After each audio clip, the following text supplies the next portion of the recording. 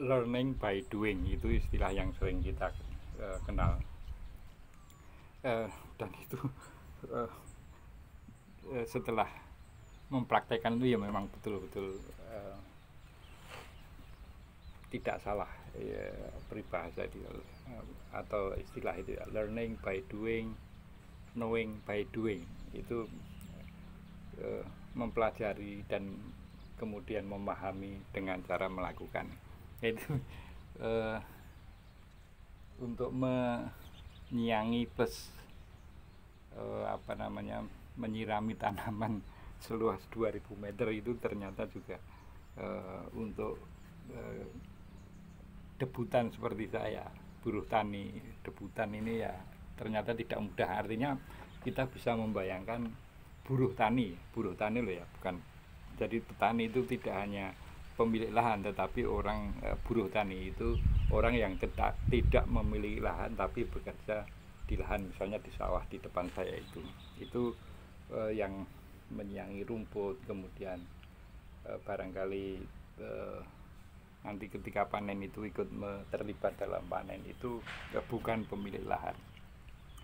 Ternyata ya tidak ringan pekerjaan petani, meskipun itu sebetulnya menjadi pilar yang sangat penting bagi bangsa Indonesia, karena para petani lah yang menyediakan bahan makanan buat seluruh rakyat Indonesia, karena tidak bisa disuplai sepenuhnya oleh petani-petani Indonesia, maka kemudian impor itu jadi pilihan yang tidak terhindarkan. Tapi kok belakrak sampai ke situ, sebenarnya saya ingin ngobrol bukan tentang pertanian, tapi ya sekedar ini berbagi pengalaman bagi yang tidak tahu betul betapa beratnya sebagai seorang buruh tani itu. Ya, ini adalah semacam testimoni ya.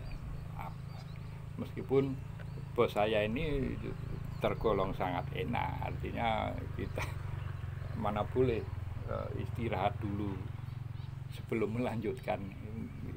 Saya kira untuk buruh tani yang lain itu mereka harus menyelesaikan dulu tugas, baru jam yang sudah ditentukan istirahat. Nah, ini bedanya dengan buruh debutan tetapi punya rekomendasi istimewa sehingga bisa merokok dulu, ngobrol dulu. Nah, sebetulnya ini saya ingin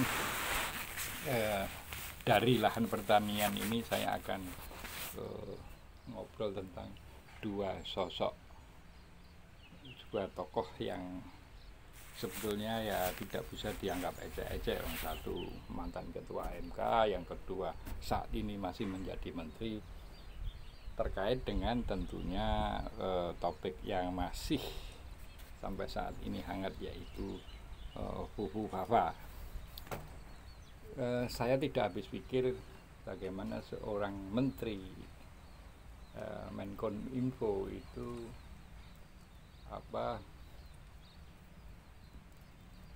bisa mengambil kesimpulan bahwa itu bukan milik X, taruhlah begitu, tetapi dengan nada pasti bukan milik X tapi milik taruhlah selain X, bisa X, bisa Y, bisa Z dan seterusnya. Tetapi kita ketika ditanya itu ya nanti diselidiki dulu. Nah, bagaimana satu kesimpulan yang sudah pasti bahwa itu bukan X, tetapi kalimat keterangan berikutnya adalah nanti dicari dulu. Ini kan berarti sesuatu yang tidak pasti. Ini menurut saya logikanya agak lemah menurut saya. Kemudian yang kedua adalah Jimli Asidiki. Ya, ini mungkin maksudnya baik, artinya maksudnya bijak gitu ya. Itu toh peristiwa sudah 10 tahun yang lalu, sehingga konteksnya berbeda gitu ya, sehingga ya sudah dilupakan saja kalau toh misalnya pemilik akun buku Baba itu sebagaimana yang diduga oleh para netizen. Nah ini menurut saya bisa ditimbang-timbang apakah pernyataannya itu adalah pernyataan yang nuansanya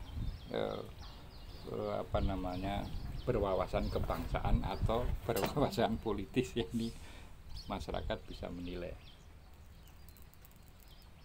Karena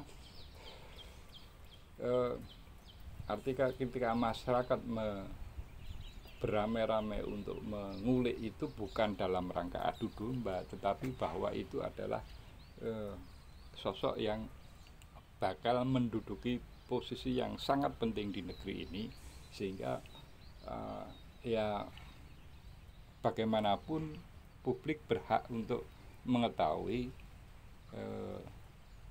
baik karakter maupun kapasitas seseorang yang bakal menduduki posisi penting tersebut, sehingga menurut saya tidak pas kalau argumentasinya adalah dalam rangka untuk mengadu domba begitu ya.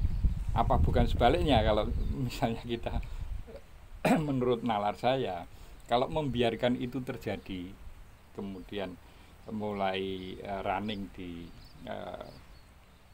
2024 ini, kemudian membiarkan dua orang yang sebetulnya berpotensi untuk disharmoni, ini menurut saya malah justru itu yang mengadu domba, karena domba yang ya mohon maaf ini karena istilahnya adu domba, ya ibaratnya tetap domba ya.